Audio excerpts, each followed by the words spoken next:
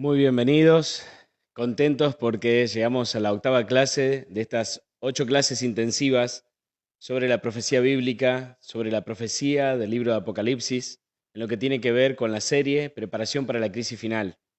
Y hoy tenemos un tema muy importante, es el tema más importante de la Biblia, así que no exagero ni un ápice en esto, ni una letra, y el énfasis, créame que no es exagerado, porque justamente es la porción de la Biblia en la cual se pone más énfasis en la palabra de Dios. Y hoy vamos a recorrer un gran trayecto. El día de ayer vimos varias cosas, pero hoy nos vamos a centrar sobre lo que sabemos de la segunda venida, el milenio y la muerte del diablo. Todo eso son temas apasionantes de la Biblia y que no podemos dejar de prestar atención. En el día de ayer vimos lo que eran las plagas, ¿sí? Lo que es el día del Señor, después de que terminara el tiempo de gracia, se fueron en el futuro, ¿no es cierto? Después de que se termine el tiempo de gracia, termine el juicio investigador, se avanzará con el gran tiempo de angustia, el tiempo de angustia de Jacob para los hijos de Dios y las 7 plagas, las 7 últimas plagas, donde en la sexta y séptima están involucrados el Armagedón. Pero hoy vamos a ver, ¿no es cierto?, algo muy, muy particular, que es ver cómo el Armagedón llega, ¿no es cierto?, a chocar con qué, a chocar con la segunda venida de Cristo, ¿sí? Y eso es algo que nosotros tenemos que comprender. No es de que el Armagedón termina aquí justamente, sino que el Armagedón es algo que está dentro de la segunda venida de Cristo y que está dentro de los sucesos de la segunda venida de Cristo. Entonces hoy lo vamos a ir dilucidando de a poco y tenemos que ir viendo que justamente nosotros lo diagramamos de esta manera para poder ser entendido, ¿sí? Para que nos sea mejor la comprensión. Y vamos colocando las cosas más o menos en su orden, como el Señor lo ha establecido en su palabra. Y uno dirá, y bueno, pastor, ¿cómo hizo usted para saber eso? ¿Qué fuente utiliza? Yo uso la Biblia, queridos. ¿Y qué más? Y el espíritu de profecía, como ya les dije. ¿Y qué más? Y el Espíritu Santo y la ayuda del Señor Jesucristo. No me baso en ningún autor, en ningún teólogo, sino que lo que hago es simplemente estudiar la palabra de Dios siendo dirigido por el Espíritu Santo y sumergirme en la Biblia para poder enseñarla a otras personas. Eso es lo que yo hago, ¿sí? Y leo toda la Biblia, tengo un proceso en el cual leo la Biblia durante varios tiempos, no lo leo solo en un año, sino que a veces me lleva un poquito más, un año y medio o dos, y la termino completa y la vuelvo a leer y la vuelvo a leer y voy anotando los pasajes, voy entrelazando todo lo que son las profecías. Y hoy ustedes van a ver lo que ha surgido del estudio de la palabra de Dios en este tiempo, ¿verdad? En mi vida. ¿Sí? Yo hoy les doy testimonio de lo que es estudiar la palabra de Dios desde la fuente. Por eso yo te aconsejo algo. Para que vos puedas entender mejor la Biblia y las profecías, deja de escuchar o dejar de tener como maestros a ciertos pastores. Es más, no me tenga como maestro a mí. Podés tener estas clases como puntapié inicial para poder entender la profecía. Pero vos tenés que entenderla. No es una cuestión en la cual te la tiene que explicar alguien. Vos tenés que sumergirte y comprender para saber cómo vas a responder después ante las pruebas que van a venir al mundo. Las profecías es necesario conocerlas para estar preparado. Mientras estás caminando en el mundo, ¿verdad? Tenés que enfrentar diferentes dificultades. Algunas personas solamente se basan en el amor de Jesús y dicen, no, pero solamente hay que ayudar a las personas. Y el amor de Jesús y las personas y después lo demás no importa. Mirá, cuando vos estás estudiando profecía y vos sabés dónde estás parado, y le enseñás a las personas, vos también estás aplicando el amor de Jesús. Porque no hay nada más importante que ayudar a las personas a que se preparen para aquello en lo cual no están preparados.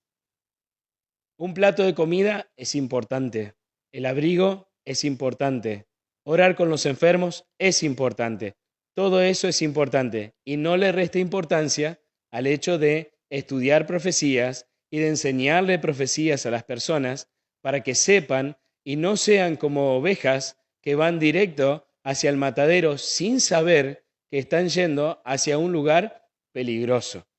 Entonces, yo te aconsejo, como dijo el Señor Jesucristo, que compres colirio, que compres oro, que cubras tu vergüenza, tu desnudez, porque eso es lo que pasa cuando vos no estás con el conocimiento de Dios, no estás siendo dirigido por el Espíritu Santo. En este tiempo hay que aprender a ser dirigido por el Espíritu Santo, hay que aprender a estudiar con el Espíritu Santo la palabra de Dios, porque si no, no vas a poder aguantar todo lo que hemos venido presentando. Bueno, sin más, vamos ahora a avanzar, ¿sí?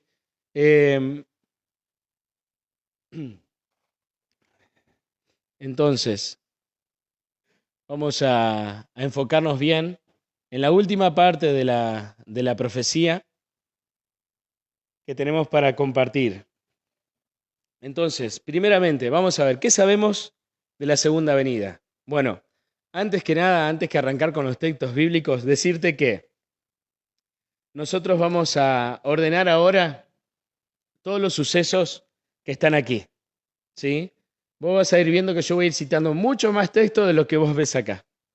Entonces, como ya te dije antes, el diagrama está para guiarte, pero hay cosas que vos vas a tener que anotar de esta clase para poder ir viendo todos los textos bíblicos que yo voy a citar.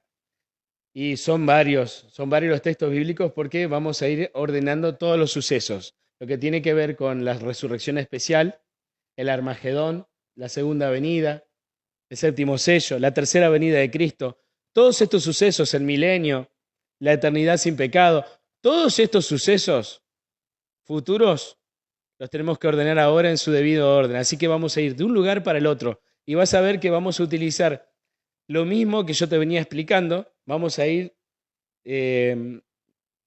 desenredando esos trailers, esos pequeños resúmenes que hace el Apocalipsis y que después los tenés que ir viendo en diferentes lugares. Bueno, ahora los vamos a poner todo en orden para que vos veas cómo es el orden de los acontecimientos en esta franja escatológica del diagrama profético. Ahora, ¿qué sabemos de la segunda venida de Cristo? Primeramente que Jesús va a venir corporalmente. En Hechos capítulo 1, versículos del 9 al 11, dice, y habiendo dicho estas cosas, viéndolo ellos, fue alzado y lo recibió una nube que lo ocultó de sus ojos. Y estando ellos con los ojos puestos en el cielo, entre tanto que él se iba, se pusieron junto a ellos dos varones con vestiduras blancas, los cuales les dijeron, Galileos, ¿por qué estáis mirando al cielo? Este mismo Jesús, que ha sido tomado de vosotros al cielo, así vendrá, como la habéis visto, ir al cielo. Ahora, Jesús va a venir corporalmente así como se fue. Algunos han enseñado de que la venida de Jesús es invisible. No, señores, no es invisible. Los ángeles lo dejaron bien claro, así como lo vieron irse a Jesús y ascender al reino de los cielos, Él va a volver también en gloria y majestad corporalmente. Y vamos a ver algunos detalles más de la segunda venida, ¿sí? Todos los seres humanos vivos lo verán venir en las nubes. Apocalipsis 1:7 dice, He aquí que viene con las nubes, todo ojo lo verá y los que lo traspasaron, y todos los linajes de la tierra se lamentarán por causa de él. Sí, amén. Todos los linajes de la tierra, nadie va a dejar de ver al Señor, todo ojo lo va a ver. Hasta aquí todos sabemos esto, ¿verdad? Pero la pregunta es, ¿qué son las nubes? Esta es una pregunta interesante, porque claro, cuando yo te digo a vos, ¿qué son las nubes? Y bueno, las nubes son las que están en el cielo. Claro, sí. Pero ahora vamos a ver que tienen un detalle también. Claro, va a haber nubes en la segunda venida de Cristo. Sí, claro que sí, va a haber nubes. Pero hay algunos detalles que vamos a ver que no siempre se hablan acerca de esos detalles. Y por ahí, para algunos, les puede sonar un poco raros. Pero los dice la Biblia, no lo digo yo. Así que veamos, Salmo 68:17. Dice, los carros de Dios se cuentan por veintenas de millares. El Señor viene del Sinaí a su santuario. Interesante. El Señor tiene carruajes. Segunda de Reyes, capítulo 6, versículo 17. Y oró Eliseo diciendo, te ruego, Jehová, que abra los ojos para que vea. Orando, ¿no es cierto?, para que su siervo Giezi viera quiénes eran los que lo estaban defendiendo, porque los asirios lo habían rodeado. Jehová abrió entonces los ojos del criado, y éste vio que el monte estaba lleno de gente de a caballo y de carros de fuego alrededor de Eliseo. El Señor tiene carros de fuego y caballos y ángeles. Pues siempre hablamos de los ángeles, pero nunca hablamos de los carros de fuego ni de los caballos. Ahora, fíjense lo que dice Segunda de Reyes, capítulo 2, versículos del 11 al 12. Aconteció que mientras ellos iban caminando y hablando, un carro de fuego con caballos de fuego los apartó a los dos, y Elías subió al cielo en un torbellino. Al ver esto, Eliseo clamó: Padre mío, carro de Israel y su caballería. Y nunca más lo vio. Entonces Eliseo tomó sus vestidos y los rasgó en dos partes. Claro, cuando nosotros vemos esto, vemos de que en la historia de Elías, Elías asciende al cielo en un carro de fuego y en un torbellino, dice, pero él es subido a un carro de fuego para ir al reino de los cielos. Mateo capítulo 25, versículo 31, dice: Cuando el Hijo del Hombre venga en su gloria y todos los santos ángeles con él, entonces se sentará en su trono de gloria. El Señor va a venir con su gloria, ¿no es cierto? Sus ángeles, su trono. Eso es evidente para todos. Pero Isaías 66:15 dice algo también muy importante. He aquí que Jehová vendrá con fuego y sus carros como un torbellino, para descargar su ira con furor y su reprensión con llama de fuego. Fíjense qué interesante. Dice que el Señor vendrá. ¿Vendrá cómo? En un carro, en sus carros, ¿verdad? Vendrán los ángeles.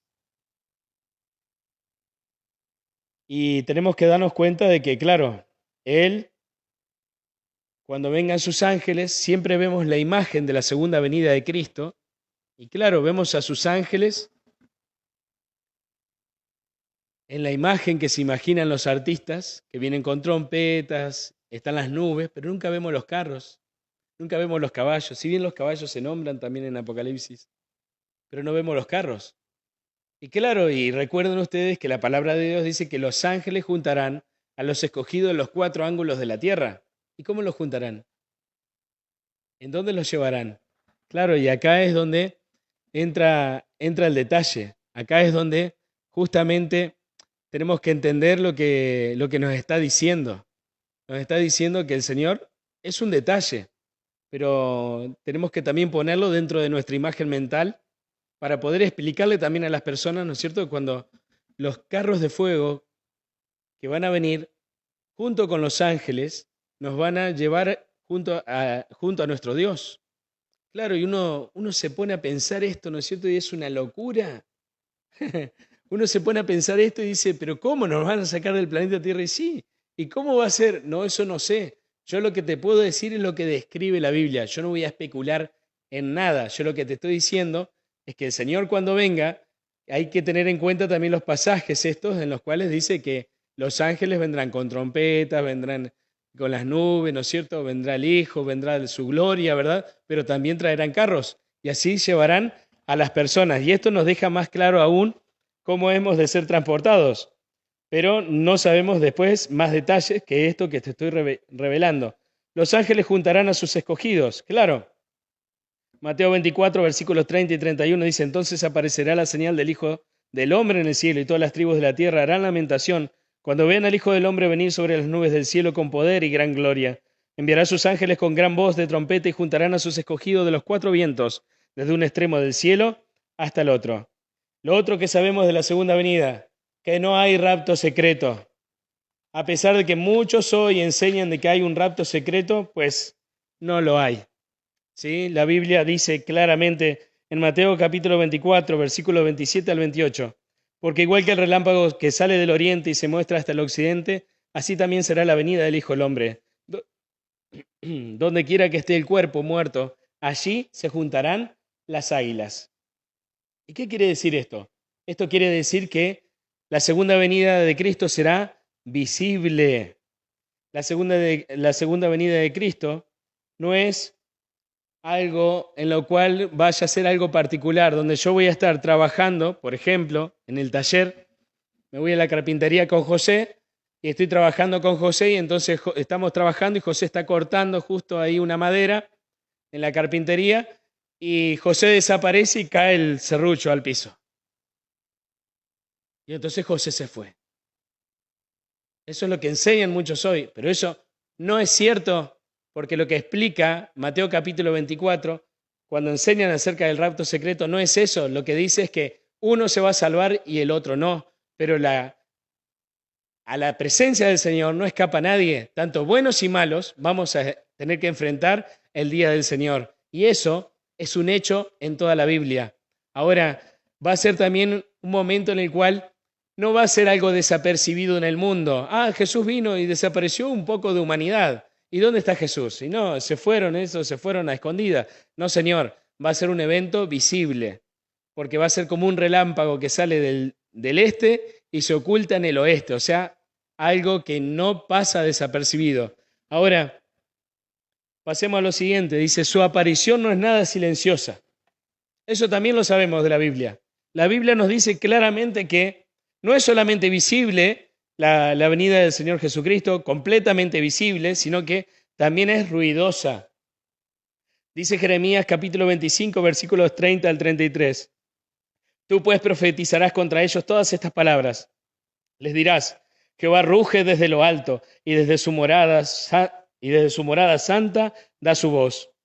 Ruge fuertemente contra su redil. Canción de lagareros canta contra todos los moradores de la tierra. Llega el estruendo hasta el fin de la tierra porque Jehová está en pleito contra las naciones. Él es el juez de todo mortal y entregará a los impíos a la espada, dice Jehová.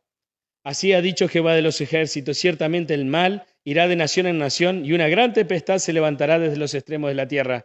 Yacerán los muertos de Jehová en aquel día, desde un extremo de la tierra hasta el otro. No se hará lamentación, ni se recogerán, ni serán enterrados, sino que como estiércol quedarán sobre la faz de la tierra. Tremenda descripción del día del Señor. Tremenda descripción de lo que aporta el Señor sobre lo que dice la Biblia respecto a la segunda venida de Cristo. Y ahora vamos a entrar más en detalle con lo que pasa con los justos, con lo que pasa con los impíos, ¿sí? Pero eso es lo que sabemos. Esto no es nada silencioso. El Señor va a hablar, dice que ruge Jehová. O sea, Jesús es el que habla. Es la voz de Jesús la que va a estremecer la tierra, en la cual va a hacer temblar a los malos y también que va a destruir a los malos.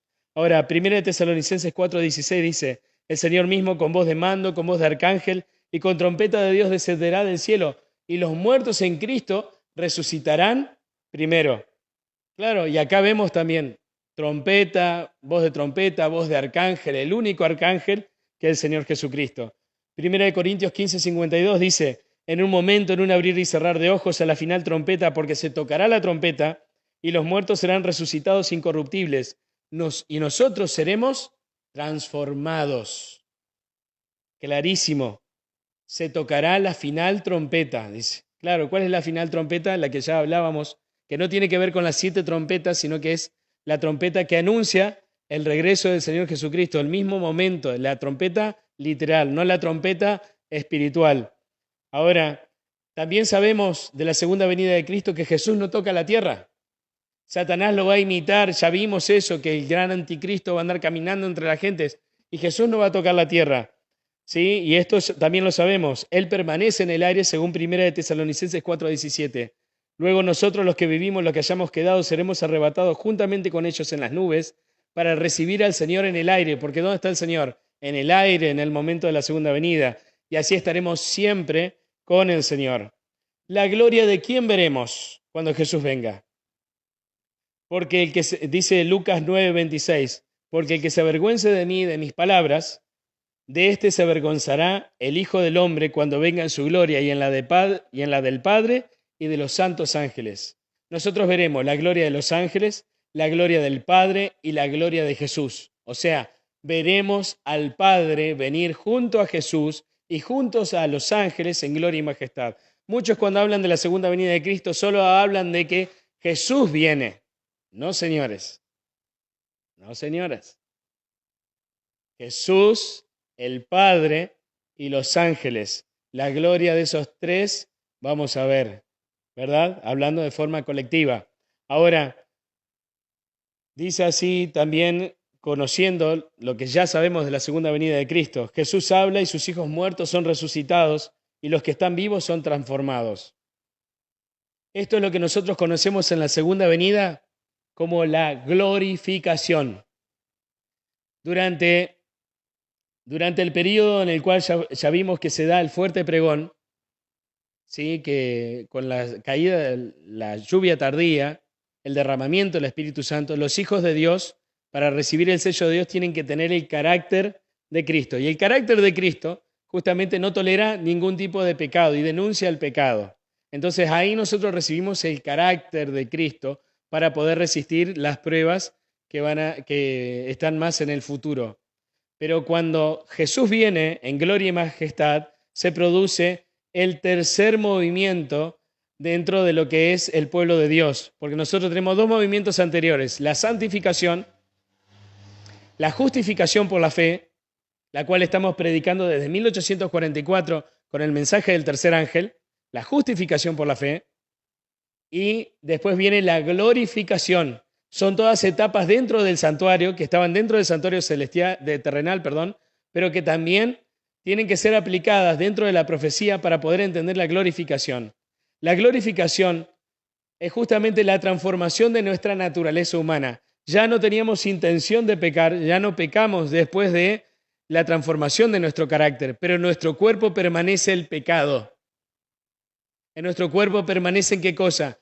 Los defectos que tenemos corporales, las enfermedades todavía permanecen. ¿Hasta qué? Hasta que Cristo viene. Cuando Cristo viene, Pablo habla acerca de la transformación. Esa transformación es también conocida en la Biblia como la glorificación. Entrar en la gloria del Padre para poder resistir la presencia del Señor Jesucristo, para poder resistir la presencia del Padre y la presencia de sus santos ángeles y verlos en directo. Porque, queridos, todo ser humano que vio a Dios en directo peligró su vida. Si Dios no lo protegía, esa persona moría porque nosotros somos todo pecado. Pero para poder ir al reino de los cielos, nosotros necesitamos la glorificación. El mismo proceso por el cual tuvo que pasar Elías, el mismo proceso por el cual tuvo que pasar Enoc, el mismo proceso por el cual tuvo que pasar Moisés antes de pasar al reino de los cielos. ¿Se entiende? Porque justamente es lo que habla el apóstol Pablo y dice en 1 Tesalonicenses 4, del 15 al 17, por lo cual os decimos esto en palabra del Señor, que nosotros que vivimos, que habremos quedado hasta la venida del Señor, no precederemos a los que durmieron, hablando de los que estaban muertos. El Señor mismo con voz de mando, con voz de arcángel y con trompeta de Dios descenderá del cielo. Entonces los muertos en Cristo resucitarán primero. Luego nosotros los que vivimos, los que hayamos quedado, seremos arrebatados juntamente con ellos en las nubes para recibir en el aire, y así estaremos siempre con el Señor. Y 1 Corintios 15, el 51 al 53 dice, os digo un misterio, no todos moriremos, pero todos seremos transformados. En un momento, en un abrir y cerrar de ojos, a la final trompeta, porque se tocará la trompeta, y los muertos serán resucitados incorruptibles. Ahí está la glorificación. Y nosotros seremos transformados. Ahí está la glorificación de los que resucitan con un cuerpo renovado, ya no enfermo, ya no decrépito, ya no como murieron, si le faltaba una pierna va a tener la pierna, si le faltaba el pelo va a tener el pelo, si estaba enfermo por cáncer ya no va a tener cáncer, ya no va a tener ningún atisbo de enfermedad en su vida, ningún defecto corporal, ningún defecto en su naturaleza, todo su ADN va a ser corregido, queridos, ya no va a tener tendencia a lo malo. Su cuerpo celularmente no le va a llamar a hacer lo malo, porque nosotros tenemos la tendencia a pecar, no solamente con el pensamiento, sino también a pecar con el cuerpo. Y de eso habla Pablo también. ¿Y eso qué habla? Habla de nuestro apetito, del apetito que tienen nuestras células para poder hacer lo malo. Eso desaparece en el momento de la transformación, en el momento de la glorificación. Pues es necesario que esto corruptible se vista de incorrupción y que esto mortal se vista de inmortalidad. Y la inmortalidad, queridos, es algo que ninguno de nosotros conoce. Eso es un milagro más para nosotros, los hijos de Dios, en el momento de la segunda venida. Ya hablamos muchas cosas de la segunda venida, hablamos de sus señales, lo que está pasando hoy, lo que va a pasar después, ¿verdad? Y esto era lo que nos faltaba hablar de lo que sabemos de la segunda venida. Y muchas cosas más sabemos, pero tengo que avanzar. Por ejemplo, vamos ahora a entrar ya más a poder organizar los sucesos. Ya hablamos de lo que sabemos de la segunda venida. Pero ahora organicemos los sucesos. ¿Cómo se va a dar?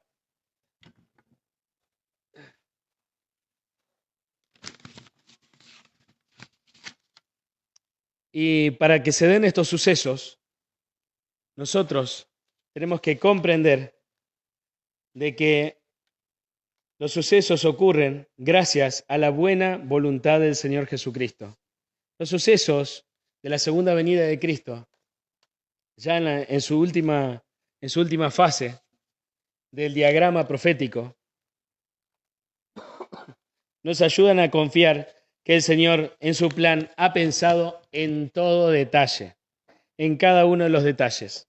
Por eso, fíjense qué interesante. Ustedes ven aquí que dice liberación, resurrección especial. Los hijos de Dios, después del terremoto que se produce en la séptima plaga, son liberados de su prisión y se les anuncia el momento de la venida del Señor Jesucristo. ¿Está? Hasta ahí vamos bien. Entonces, después, ¿qué pasa? Resulta de que ellos, los que resucitan en esa resurrección especial, los que traspasaron a Jesús y los que murieron predicando el mensaje de los tres ángeles, ellos resucitan justamente para contemplar algo. La pregunta es, ¿qué contemplan los de la resurrección especial antes de la aparición de Jesús? Bueno, eso mismo es lo que Salmos 46, versículos del 1 al 3 nos dice. Dios es nuestro amparo y fortaleza, nuestro pronto auxilio en las tribulaciones. Por tanto, no temeremos, aunque la tierra sea removida y se traspasen los montes al corazón del mar, aunque bramen y se turben sus aguas y tiemblen los montes a causa de su braveza. ¿Eso qué quiere decir? Que la tierra va a estar convulsionada. ¿Qué van a estar viendo? Van a estar viendo un espectáculo en el cual la tierra está completamente convulsionada. Los que mataron a Cristo y los que resucitaron como premio, ¿verdad?, por haber estado predicando el mensaje de los tres ángeles, ahora ellos están contemplando una escena que nunca habían visto. Claro, en los que traspasaron a Jesús va a ser una escena de horror, pero para los que murieron predicando este mensaje, van a ver, ¿no es cierto?, que el mundo y todo está colapsado, pero saben lo que viene después, lo que se acerca después, que es la venida del Señor Jesucristo. En Isaías 13:13 dice, porque haré estremecer los cielos y la tierra se moverá de su lugar por la indignación de Jehová de los ejércitos, en el día del ardor de su ira. La tierra se moverá de su lugar. Oh, qué impresionante, ¿no? Qué impresionante. De lo que estamos hablando es algo que nunca se ha visto. Apocalipsis 6:14 dice, el cielo se replegó como un pergamino que se enrolla y todo monte y toda isla fueron removidos de sus lugares. Claro, el cielo va a estar distinto, va a estar diferente. Nosotros vamos a ver de que ese cielo no es el mismo y siguen pasando cosas. Mateo 24:29. Inmediatamente después de la tribulación de aquellos días, el sol se oscurecerá y la luna no dará su resplandor. Las estrellas caerán del cielo y las potencias de los cielos serán conmovidas. Claro, imagínense ver todo eso, ver que el sol se apaga, que la luna no dará su resplandor, que las estrellas del cielo van a caer. O sea, algo impresionante, o sea, todo un despliegue antes de la aparición del Señor Jesucristo. Y de eso son testigos los de la resurrección especial. Ahora, mientras tanto, eso está pasando aquí en la tierra. Pero ¿qué está pasando en el cielo? Fíjense que ahora no tenemos que ir allá arriba, a la parte donde dice séptimo sello. No alcanzo yo, está más alto que yo, pero fíjense, está mucho más alto, pero ahí donde dice séptimo sello, queridos. Y acá ahora llegamos a la apertura del séptimo sello. En la apertura del séptimo sello tiene que pasar algo, ¿sí? Tiene que pasar algo. Pero antes de que se abra el séptimo sello, pasa algo en el cielo. ¿Pasa algo en el cielo? Sí, pasa algo. Antes que se abra el séptimo sello, pasa algo. Recuerden ustedes que el santuario, en esta otra parte que teníamos de las plagas, se había llenado de humo. El Señor habla, los ángeles después empiezan a derramar las copas, pero después de eso ocurre algo. En Apocalipsis 19, del 1 al 10, dice así, después de esto oí una gran voz como de una gran multitud en el cielo que decía, aleluya, salvación, honra, gloria y poder que son del Señor Dios nuestro. O sea, antes de que se abra el séptimo sello, en el reino de los cielos, lo están alabando a Dios. Porque sus juicios son verdaderos y justos, pues ha juzgado a la gran ramera que corrompía la tierra con su fornicación y ha vengado la sangre de sus siervos de la mano de ella. Otra vez dijeron aleluya, el humo de ella ha de subir por los siglos de los siglos. Entonces los 24 ancianos y los 4 seres vivientes se postraron en tierra y adoraron a Dios que estaba sentado en el trono. Decían, aleluya, amén. Y del trono salió una voz que decía, alabad a nuestro Dios todos sus siervos y los que lo teméis, así pequeños como grandes. Y oí como la voz de una gran multitud, como el estruendo de muchas aguas y como la voz de grandes truenos que decía, aleluya, porque el Señor nuestro Dios Todopoderoso reina. Gocémonos, alegrémonos y démosle gloria, porque han llegado las bodas del Cordero y su esposa se ha preparado. ¿Qué son las bodas del Cordero? Las bodas del Cordero son la segunda venida de Cristo, la cual nosotros habíamos visto en la parábola de las 10 vírgenes, ¿sí? Y estas son las bodas, la segunda venida de Cristo son las bodas del Cordero. Entonces, ¿qué pasa en el reino del cielo? Antes de descender, antes de venir a la tierra, están alabando al Señor. Están alabando al Señor antes de que se abra el séptimo sello. ¿Por qué? Porque el Señor le ha presentado batalla a ¿quién? A la gran ramera. Se está preparando ahora para darle la sentencia. Ha sido juzgada la gran ramera y los impíos han estado recibiendo el castigo. Pero ahora es interesante de ver porque dice el versículo 7, gocémonos y alegrémonos y démosle gloria porque han llegado las bodas del Cordero y su esposa se ha preparado. O sea, la esposa ya está lista. Fue sellada, fue emblanquecida, fue limpiada y ahora tiene que ser glorificada. Todavía no ha sido glorificada, todavía no descendió el Señor. Entonces, ¿qué pasa? En esta adoración pasa algo. Dice, el ángel me dijo, gocémonos, alegrémonos y démosle gloria porque han llegado las bodas del Cordero y su esposa se ha preparado. Y el 8 dice, y a ella se le ha concedido que se vista de lino fino, limpio y resplandeciente. El lino fino representa las acciones justas de los santos. O sea, ya está lista la vendimia, ya está lista la cosecha. El Señor viene a buscar los frutos maduros de su iglesia. Viene a buscar a su iglesia preparada, a su iglesia vestida del sol, con las vestiduras que tiene que tener. Por eso dice el versículo 9, el ángel me dijo, escribe bienaventurados los que son llamados a la cena de las bodas del Cordero. Y me dijo, estas son palabras verdaderas de Dios. Yo me postré a sus pies para adorarlo, pero él me dijo, mira, no lo hagas, yo soy consiervo tuyo de tus hermanos que mantienen el testimonio de Jesús. Adora a Dios. El testimonio de Jesús es el espíritu de profecía. Claro, y después de esta adoración que vio Juan en el reino de los cielos, después de esta adoración, ¿qué pasa en el reino de los cielos? Ahora sí, se abre el séptimo sello. ¿Que está dónde? En Apocalipsis 8.1. En Apocalipsis 8.1, cuando el Señor abre el séptimo sello, dice que hay silencio por media hora. Claro, y aquí vemos el diagrama, ¿no? Silencio en el cielo por media hora. Esa partecita ahí. Entonces, nosotros encontramos que en la profecía un día es un año, ¿sí? O sea, un día de 24 horas es un año de 12 meses de 30 días cada mes, como era en la antigüedad, para poder sacar bien los cálculos proféticos.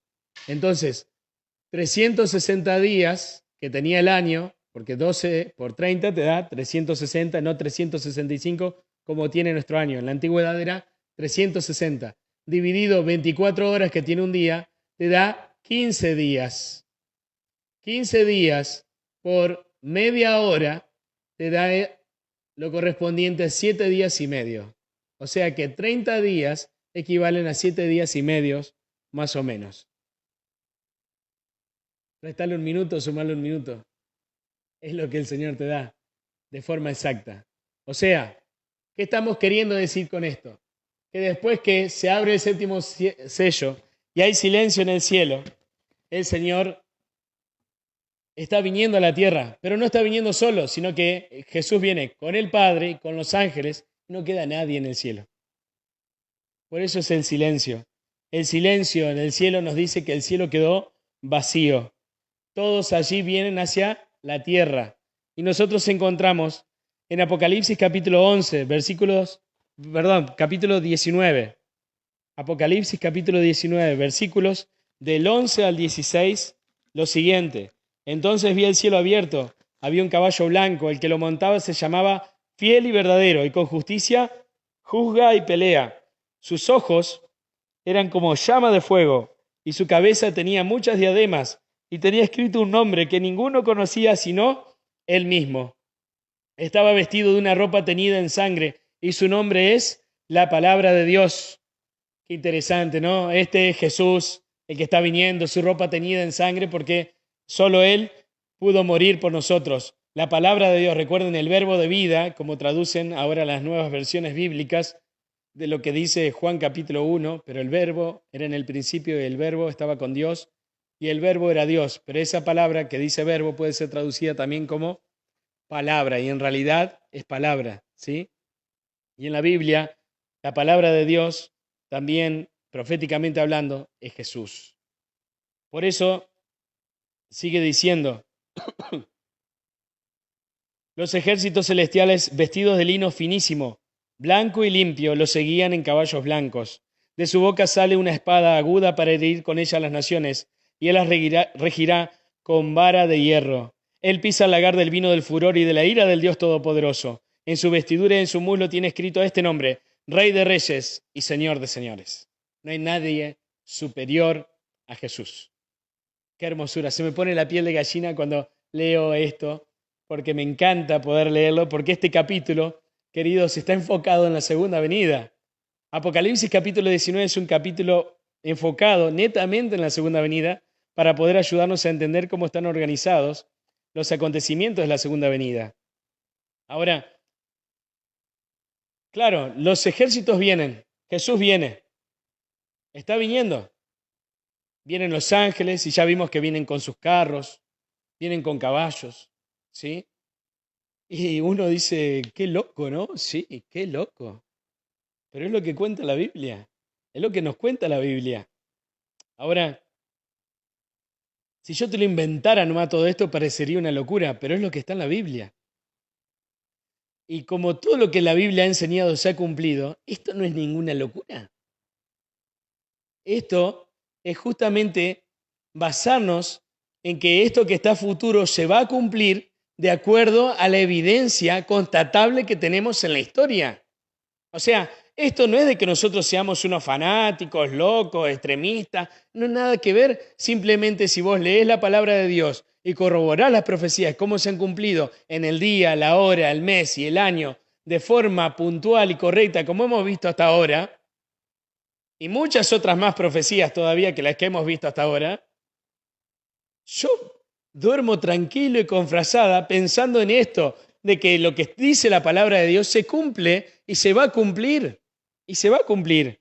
Ahora, los ejércitos de Jesús se van a enfrentar contra los de la tierra. Ustedes tienen que ver de que se abre el séptimo sello, quedan todo vacío, viene Jesús a la tierra y entonces es como que están descendiendo por esta línea y llegan hasta ¿dónde? Hasta aquí, hasta el Armagedón.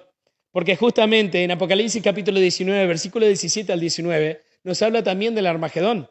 Dice, vi un ángel que estaba de pie en el sol y clamó a gran voz diciendo a todas las aves que vuelan en medio del cielo, venid y congregaos a la gran cena de Dios, para que comáis carne de reyes y capitanes y carnes de fuertes, carnes de caballos y de sus jinetes, carnes de todos, libres y esclavos, pequeños y grandes. Vi a la bestia, a los reyes de la tierra y sus ejércitos reunidos para guerrear contra el que montaba el caballo y contra su ejército. O sea, el papado, Estados Unidos, ¿sí? La bestia, que es el papado, el falso profeta, ¿no es cierto?, que es Estados Unidos, con todos los reyes de la tierra y sus ejércitos se preparan ¿para qué? Para enfrentar a Jesús. ¿Y qué sucede? Y claro, Jesús aparece. Jesús aparece, entonces está viniendo y los ejércitos están preparados. Los hijos de Dios viendo el espectáculo de que Cristo viene, de que Cristo está viniendo. Cristo se acerca cada vez más y cada vez más, de a poquito, hasta que Todos sus ángeles rodean la tierra, queridos, porque tiene tantos ángeles que rodean la tierra. Pero los ángeles de Jesús no entran en combate. Los ángeles de Jesús no vienen a combatir. Los ángeles de Jesús, y esto es el hecho más importante de aquí, los ángeles de Jesús tienen la misión de juntar a los hijos de Dios que están distribuidos en los 4 ángulos de la tierra. El que les hace frente al papado, al falso profeta que es Estados Unidos, y a los reyes de la tierra y a todos sus ejércitos, es solamente Jesús. Ahora, solo Jesús es suficiente, porque acordate que no solamente están ellos, también está el diablo, también están los demonios. Pero aquí en este momento pasa algo. ¿Qué sucede con la bestia? ¿Qué sucede con el papado y con el falso profeta, con Estados Unidos? Según lo que dice Apocalipsis 19, versículo del 20 al 21, dice, la bestia fue apresada y con ella el falso profeta que había hecho delante de ella las señales con las cuales había engañado a los que recibieron la marca de la bestia y habían adorado su imagen. Estos 2 fueron lanzados vivos dentro de un lago de fuego que arde con azufre. ¿Qué pasa con la bestia entonces y con el falso profeta? ¿Qué pasa con el papado y con Estados Unidos? Los echan a un lago de azufre. Reciben el castigo ahí.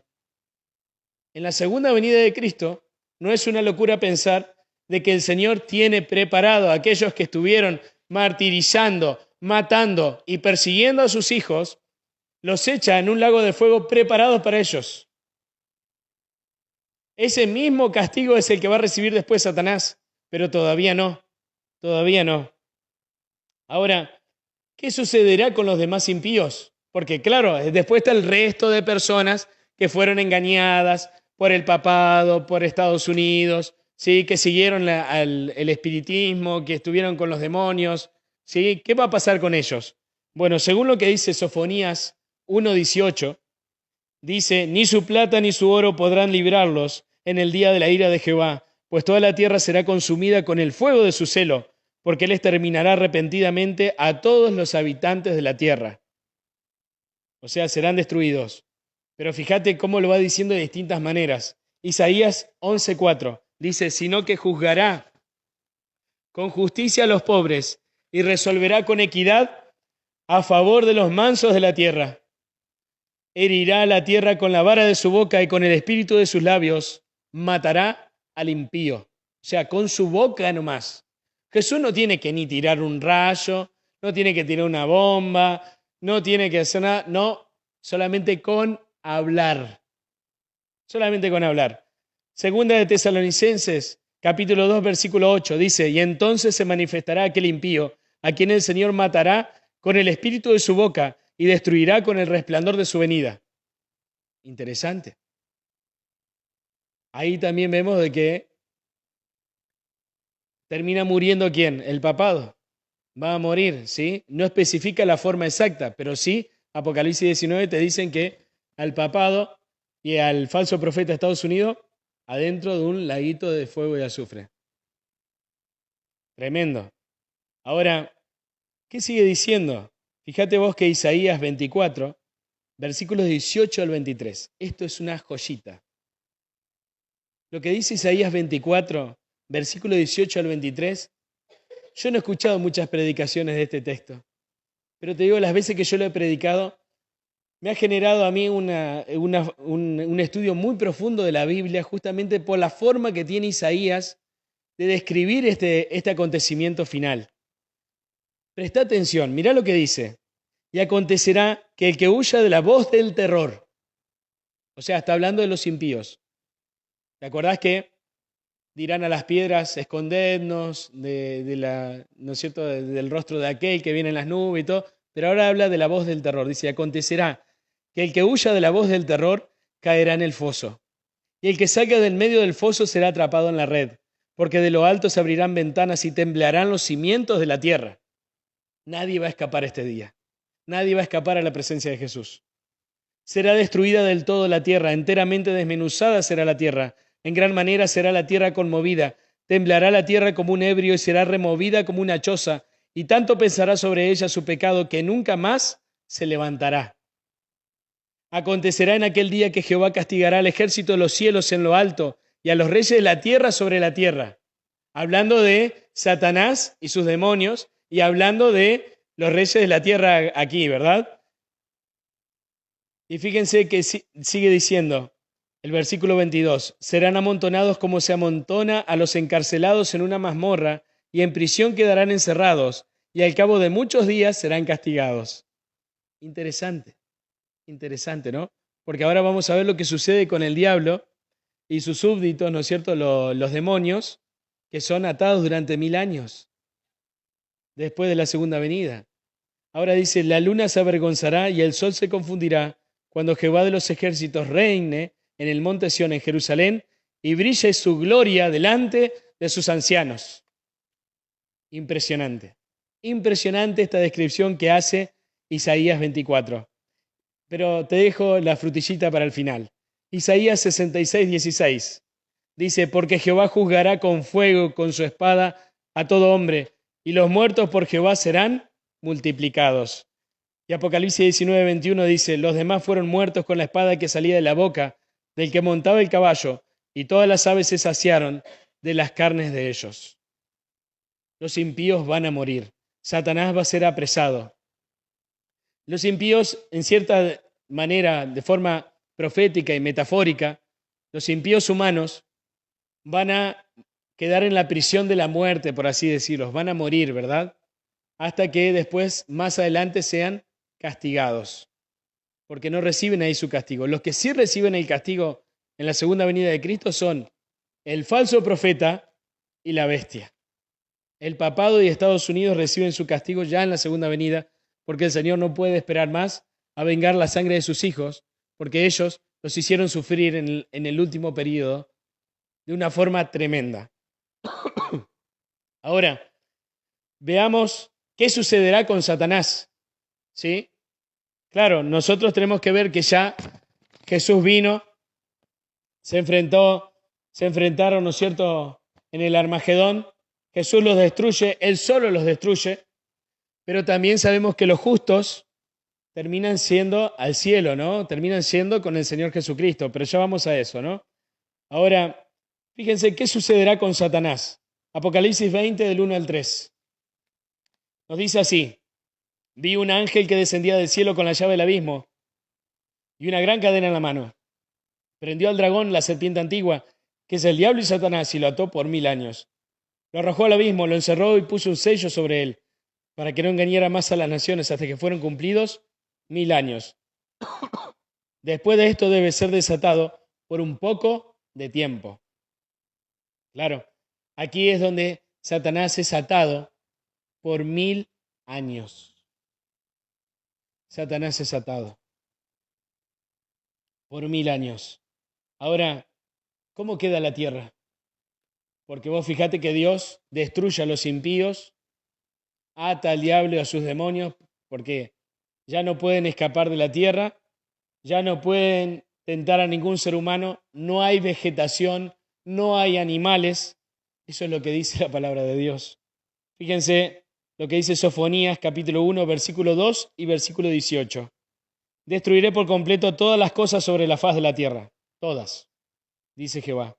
Ni su plata ni su oro podrán librarlos en el día de la ira de Jehová, pues toda la tierra será consumida con el fuego de su celo, porque él exterminará repentinamente a todos los habitantes de la tierra.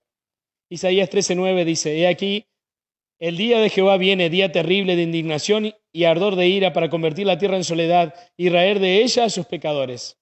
Jeremías 4, del 23 al 26 dice, miré a la tierra y vi que estaba desordenada y vacía, y a los cielos, y no había luz en ellos. Miré a los montes y vi que temblaban, y todos los collados fueron destruidos. Miré y no había hombre. Y todas las aves del cielo se habían ido. Y miré y vi que el campo fértil era un desierto, y todas sus ciudades estaban asoladas, delante de Jehová, delante del ardor de su ira. Es la consumación de la ira de Jehová, ¿no es cierto?, en la primera etapa. Ahora, ¿qué harán los justos durante los 1000 años? Claro, nosotros sabemos que los hijos de Dios son llevados al reino de los cielos y está el milenio. En este periodo entre la segunda venida y la tercera venida de Cristo, está lo que nosotros conocemos como el milenio. ¿Y qué hacen los justos durante el milenio? 1 Corintios 6:3. Dice, ¿no sabéis que hemos de juzgar a los ángeles, cuanto más las cosas de esta vida? Nosotros hemos de juzgar a los demonios, hemos de juzgar a Satanás y también obviamente a los impíos. Porque dice Apocalipsis 20, versículo del 4 al 6, vi tronos y se sentaron sobre ellos los que recibieron la facultad de juzgar, y vi las almas de los decapitados por causa del testimonio de Jesús y por la palabra de Dios, los que no habían adorado a la bestia ni a su imagen, ni recibieron la marca en su frente ni en sus manos, y vivieron y reinaron con Cristo 1000 años. Pero los otros muertos no volvieron a vivir hasta que se cumplieron 1000 años. Esta es la primera resurrección. Bienaventurado y santo el que tiene parte en la primera resurrección, o sea, los que van al reino de los cielos después de la segunda venida de Cristo. La segunda muerte no tiene poder sobre estos, porque claro, recibieron la inmortalidad, fueron glorificados, sino que serán sacerdotes de Dios y de Cristo y reinarán con Él 1000 años. Nosotros, ¿qué vamos a estar haciendo en el reino de los cielos? Vamos a estar oficiando un sacerdocio. ¿Qué sacerdocio? De aquellos ángeles que traicionaron a Dios. Vamos a ocupar el lugar de aquellos ángeles que traicionaron a Dios y que se fueron tras Lucifer, conocido también como Diablo, Satanás, la serpiente antigua, el gran dragón. Entonces nosotros en el reino de los cielos no vamos a estar ociosos, tocando el arpa, arriba de una nubecita, ¿no es cierto?, como no haciendo nada, sino que vamos a estar llevando adelante un juicio. Vamos a estar llevando adelante justamente siendo testigos de las evidencias de aquellas personas que no se salvaron, que no fueron al reino de los cielos. Y ocuparemos el lugar de esos ángeles que traicionaron a Dios. Y ahora nosotros estamos con el Señor para reinar con Él. Ahora, ¿qué sucede luego de los 1000 años? Claro, luego de los 1000 años va a suceder algo, va a descender la ciudad de Dios. Esto es lo que nosotros conocemos como la tercera venida. Cuando Jesús viene en la segunda venida, Jesús viene con su trono. Jesús viene con el Padre, viene con todos los ángeles. Ahora, en la tercera venida, Apocalipsis nos describe que desciende la santa ciudad, la nueva Jerusalén. ¿Dónde desciende? Sobre el monte de los olivos. Allí desciende, el monte de los olivos se parte, desciende la nueva Jerusalén al monte de los olivos, y entonces, ¿quiénes están en la ciudad? Están el Padre, está Jesús, están los ángeles, estamos nosotros los que nos salvamos. Y entonces, ¿qué pasa? Vamos a leerlo y después lo explicamos, porque así tiene que ser. Yo te lo estoy leyendo todo en la Biblia. Es intensivo, es bíblico. Apocalipsis 20, del 11 al 15. Vi un gran trono blanco y el que estaba sentado en él, de delante del cual huyeron la tierra y el cielo, y ningún lugar se halló ya para ellos.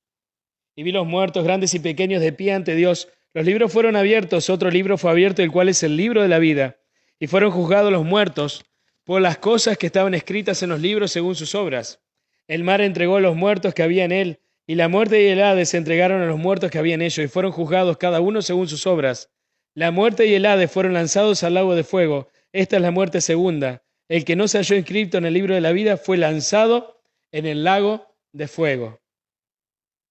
Claro, todos perecen, todos mueren, ¿sí? Pero claro, todo en su debido orden.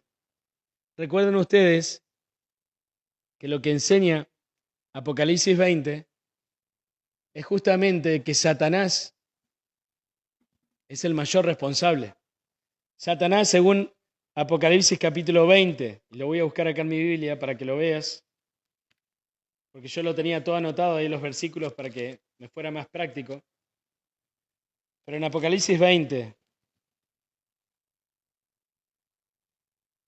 versículo 7 dice, cuando los 1000 años se cumplan, Satanás será suelto de su prisión y saldrá a engañar a las naciones que están en los 4 ángulos de la tierra, a Gog y a Magog, a fin de reunirlos para la batalla.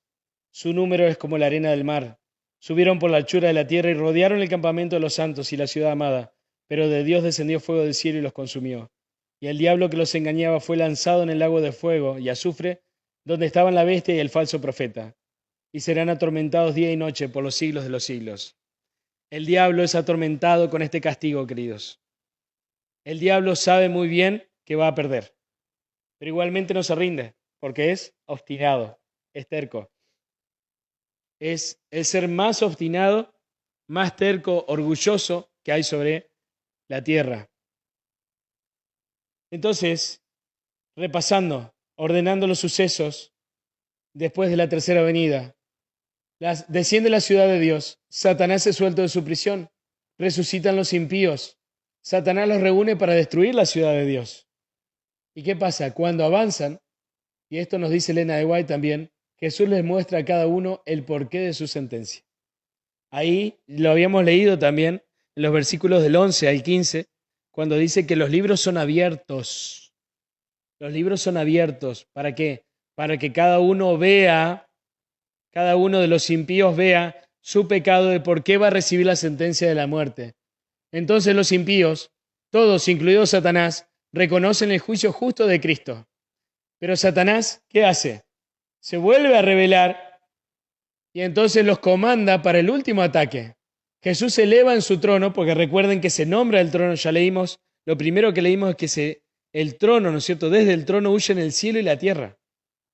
¿Por qué? Porque desde el trono, Jesús se eleva en su trono sobre la ciudad y hace descender fuego del cielo. Jesús no solamente vence el Armagedón él solo, sino que vence a Satanás y a sus ángeles nuevamente sin ayuda de los ángeles, para que vos veas el poder del Señor Jesucristo, el poder inconmensurable, el poder que nosotros no podemos comprender que un ser tenga tanto poder, tanto poder. Jesús eleva en su trono sobre la ciudad, hace descender fuego del cielo. Todos mueren y el último en morir es Lucifer. ¿Por qué? Porque el Señor dijo que volverá a buscar a sus hijos, ¿no es cierto?, para recompensar a cada uno según sean sus obras. Él entregará el galardón. Pero también Satanás sabe que el que ha hecho más obras malas es él. Él va a ser el último en ser consumido. Él va a ver cómo todos sus súbditos son consumidos y él es el último en morir. ¿Y saben qué? El diablo le tiene pavor a este día. Y todos aquellos que están con el espíritu del diablo y no están con el espíritu de Dios, le tienen miedo a esto. Esto, queridos, es lo que nosotros conocemos como el infierno. ¿Y cuánto dura? ¿Cuánto dura el infierno? Un día. Porque es el día de la ira de Jehová. Aquí se termina de consumar la ira del Señor. Porque dice que el último enemigo en ser destruido, según 1 Corintios capítulo 15, es la muerte. ¿Y quién es el responsable de la muerte? Satanás, Lucifer. Él es el responsable de la muerte. Entonces, él es el último en morir. Eso es lo que dice el apóstol Pablo en 1 Corintios 15. El último en ser destruido es la muerte. Aquellos que adoran a San la muerte, ¿a quién están adorando? Al mismo diablo. Tremendo. Y lo han adorado por muchos siglos. El postrer enemigo en ser destruido, el último enemigo en ser destruido, es Satanás. Es Lucifer, y él lo sabe. Después de este fuego con el cual el Señor consume a los impíos, a los demonios, y por último a Satanás. Este fuego, queridos, consume también la tierra, y la consume hasta sus cimientos, y la tierra es purificada. Y según Apocalipsis capítulo 21, versículos 1 y 2, el Señor vuelve a crear la tierra. Y esta vez, sin la maldición del pecado. Esta vez ya no va a existir nunca más el pecado. Y ya no va a existir Satanás. Queridos, la muerte del diablo va a ser un día para recordar. Claro que sí. Porque ahí se nos va a hacer justicia a todos los seres humanos. Es el día de la justicia del Señor. Es en el cual el Señor cumple su más grande promesa. Destruir a aquel que es responsable de la caída de los ángeles, aquel que es responsable de haber puesto en tela de juicio el gobierno de Dios, aquel que es responsable de haber pisoteado la ley de Dios, aquel que es responsable de haber pisoteado la persona de Dios y su carácter. Aquel que es responsable de la muerte, la enfermedad, el sufrimiento de la tierra. Aquel que es responsable de habernos causado tanto dolor. El Señor Jesús nos termina de hacer justicia, no solo a nosotros, sino también a los seres que Él ha creado, a los ángeles del cielo. Él termina de reivindicar, ¿qué cosa? El gobierno de Dios. Jesús reivindica al Padre y su gobierno, no solamente en nuestro mundo, no solamente en la ciudad celestial, sino también en todos los mundos creados por el Señor. El gobierno de Dios queda sin mancha, porque el que manchó el gobierno de Dios fue el diablo y sus ángeles. Y después todas las personas que lo siguieron. Dice la palabra de Dios que después de ser consumida toda la tierra y purificada, dice, vi un cielo nuevo y una tierra nueva, porque el primer cielo y la primera tierra habían pasado, y el mar ya no existía más. Y yo, Juan, vi la santa ciudad, la nueva Jerusalén, descender del cielo, de parte de Dios, ataviada como una esposa hermoseada para su esposo. Oí una gran voz del cielo que decía, el tabernáculo de Dios está ahora con los hombres, Él morará con ellos. Ellos serán su pueblo y Dios mismo estará con ellos como su Dios. ¡Qué hermosura! ¡Qué hermosura! Para siempre con el Señor. La Biblia termina con el libro de Apocalipsis. Y vos lees el capítulo 21 y el capítulo 22 de Apocalipsis, no tiene desperdicio. Un mundo sin pecado. Qué buen final que tiene. Los hijos de Dios terminan con el mejor final posible. Y todo eso es gracias a ¿qué? A la profecía más importante de la Biblia. La segunda venida de Cristo. La segunda venida de Cristo relacionada con el séptimo sello, el Armagedón, la tercera venida de Cristo, el milenio, todo esto en perfecto orden para comprender los planes de Dios, que los planes de Dios son perfectos, que los planes de Dios acaban bien. Por eso hacemos bien en confiar en Dios, hacemos bien en confiar en Él y hacemos bien en enseñar a las personas que la solución para los problemas de este mundo no son los seres humanos, no es una política integrada, no es una aldea comunitaria, una sola aldea en el mundo, no es la globalización, no es la búsqueda de la paz. Todas con buenas intenciones, por supuesto, pero ninguna llega a buen puerto. ¿Por qué? Porque ya está profetizado cómo va a ser, queridos. Y el único que tiene la solución para nuestro mundo es el Señor Jesucristo. Es el Señor Jesucristo. Pero antes de que el Señor venga, acordate que tiene que pasar muchísimas cosas, que en definitiva no son tantas, y que como te das cuenta, el tiempo pasa rápido. El tiempo pasa rápido. Entonces, el que piensa estar firme, el que piensa estar del lado del Señor Jesucristo, hoy tiene que buscar la ayuda del Espíritu Santo para no caer. Hoy tiene que buscar estar cimentado en la palabra de Dios, en el espíritu de profecía y hacer caso solamente al Señor Jesucristo. Hoy busca al Señor, hoy búscalo de todo corazón y vas a ver que lo vas a encontrar. Vamos a orar. Querido Padre que estás en el cielo, Señor, muchas gracias por tu palabra. Gracias, Señor, porque toda esta historia de este mundo, Señor, termina bien. Pero es gracias a ti, Padre. Gracias a tu plan, Señor, a tu plan que entregaste en las manos de Jesús. Gracias, Señor, porque Jesús está llevando adelante el juicio. Es el único que lo puede llevar adelante. Y confiamos en Él, confiamos en ti, confiamos en tus planes, Señor. Confiamos, Señor, porque hemos visto cómo se han cumplido tus profecías en el pasado. Vemos cómo se cumplen hoy en el presente. Y también confiamos que se van a cumplir en el futuro, Señor, porque tú tienes el control. Tú tienes la sabiduría, tú tienes el poder, tú tienes la vida eterna y en ti confiamos para poder abrazarte cuando vengas en gloria y majestad junto a Jesús y junto a los ángeles de tu poder. En el nombre de Cristo Jesús, rogamos tu bendición por cada uno de los aquí presentes. Amén.